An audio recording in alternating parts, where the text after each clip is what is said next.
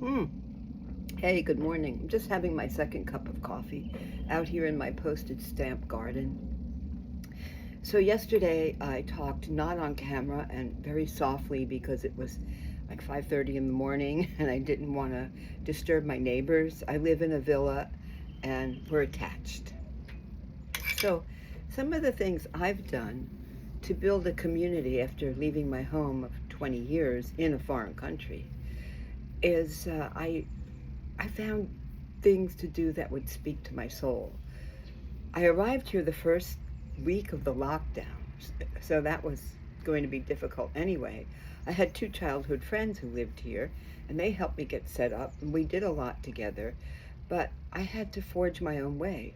And I found things like we had a small, cute little botanical garden and lovely walking paths, and pets were allowed, and I had my dog at the time. So I would go there, and he loved it so much. I'd say, let's go to the garden, and he'd run right to the car.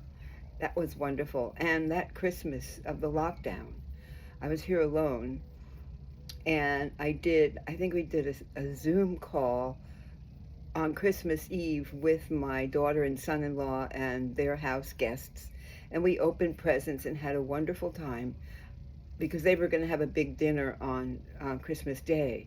So on Christmas Day, my little Chihuahua and I, Dr. Coconut Ibrahim Garcia, went to the botanical garden. And all of the businesses decorate trees for Christmas and they're lit. And the garden was completely lit on Christmas Day. Usually the lights only come on at dusk. There were families of every makeup there. People eating a little feast at a picnic table, people exchanging gifts, kids just running free. I didn't feel lonely. I felt at peace and in a loving place. So I looked for things like that to give me a sense of belonging and so that I didn't feel, this is a little droopy, so isolated. And then when the farmer's market opened again, I went there and I had to be careful because Mr. Coconut liked to pee on anything he could. But that's how you meet people, with a dog, and he's gone to heaven. And I've tried two rescue dogs, it didn't work. But as I got to know particular vendors at the farmer's market, they'd call me by name, we'd chat if it wasn't busy. Once in a while there'd be music. In October one year, a bunch of witches, this is something that started in Germany, came to sing. So I look forward to that, and it's right outside the gates of my over 55 community. So I go to the farmer's market, and then I might go on to Publix, and then sometimes to Starbucks. So those are the kinds of things I did to fill my days. And I made masks until I never want to make another mask again. I made them for every holiday, and for my family I embroidered things inside. And my son was a sergeant with the LAPD, and they had to either wear blue or black masks, and you know how hard it was to get masks. So I would make him seven at a time, and I'd embroider inside, I love you, be safe. And then I realized he might have to be putting these masks on a perp. but but that's what I did and I connected with the community because we had a lot of little Facebook pages saying that I had masks. And I gave them to neighbors. When I made Christmas cookies at Christmas, I delivered them to neighbors with a mask each. And that was fun. I tried always to look for some joy and some fun. And then as things loosened up and the Democratic Club got going again, and I know there's some of you watching that aren't political at all or aren't Democrats, but the point is I found like-minded people. And in the middle of that, I contracted an eye infection that took away the sight in this eye for a whole year. And I couldn't drive for a good portion of that. So we did a Mardi Gras, and we're in someone's house, and we were all singing. We weren't that good. We had a lot of fun. We brought interesting food, and somebody said, why don't we start having lunch or something together to build a group? So what I did is I collected names and numbers of a bunch of the women, and I sent them a text. And I said, we met at the Mardi Gras. I have this eye infection. I can't drive. Would you come to my house for a glass of wine and let's get to know each other? And 3 or 4 women accepted my invitation, and they'd come with a snack or wine. And they all kept saying, you need to meet Jane. She built a kayak trailer in her garage during the lockdown. And so one day I get a text and it says, hi, I'm Jane. I hear we should meet. So she came over and we had a lot of the same history. And she was so happy to drive me to my ophthalmologist appointments when they were local. For a long time I had to drive to the infamous villages out there near Ocala, and my son-in-law would get up at 5:30 in the morning and drive me out there every Friday. I had the corneal transplant. I've had 4 transplants on this eye, and Jane was the one who picked me up to take me to my follow-up visit. My daughter and son-in-law were there for the surgery at basically a walk-in clinic.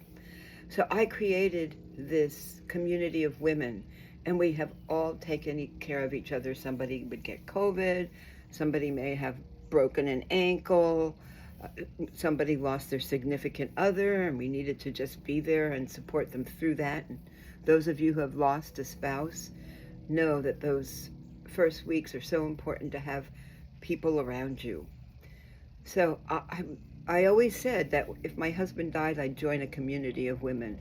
And because of my age and being in Florida, I know more women than I do men. Hey, men, if you're listening, I'm single, I'm liberal, I'm healthy, want to have some fun? So that's some of the things that I did. I always said if I restarted my life, there's a couple of things I would do. I would join PBS and NPR, I would join a Democratic club, and I would join a Unitarian Universalist church, because those were things that I missed very much in Mexico. And I support my local NPR and PBS stations. And I did join a Unitarian church and made a lot of friends. I've left that particular church, but I still have the women friends and men friends.